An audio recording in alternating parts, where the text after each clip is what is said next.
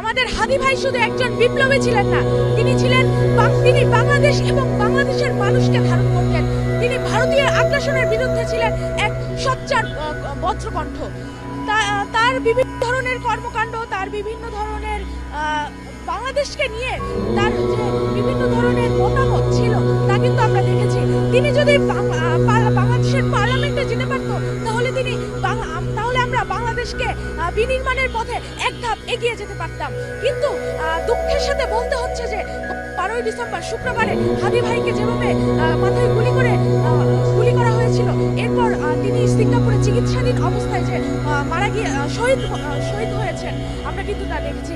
কিন্তু যারা এই নিন্দনীয় কাজ করেছে, যারা হাদি ভাইয়ের উপর হামলা করেছে, তারা কিন্তু সবাই সেই ভারতে আশ্রয় নিয়েছে। আমাদের কলরব উঠেছে যে ভারতে সেই সন্ত্রাসী আশ্রয় নিয়েছে। তাহলে কেন? অনেকে বলে থাকেন যে ভারত আমাদের বন্ধু রাষ্ট্র, অথবা ভারত আমাদেরকে বিভিন্নভাবে সাহায্য করে থাকেন। কিন্তু একজন সাধারণ কৃষক যখন বর্ডারে তার নিজস্ব জমি চাষ করতে যায়, তখন ভারতের বিএসএফ কিন্তু তাকে গুলি করে হত্যা করে। কিন্তু যত প্রকার খুন, গুম, হত্যা করা হয়েছে, সেই সব সন্ত্রাসীরাই কিন্তু সেই বর্ডার ক্রস করে ভারতেই আশ্রয় নিয়েছিল। আমি এখানে সময় এসেছি কারণ হাদি ভাই শুধু আমাদের দেশের একজন বিপ্লবী ছিল না।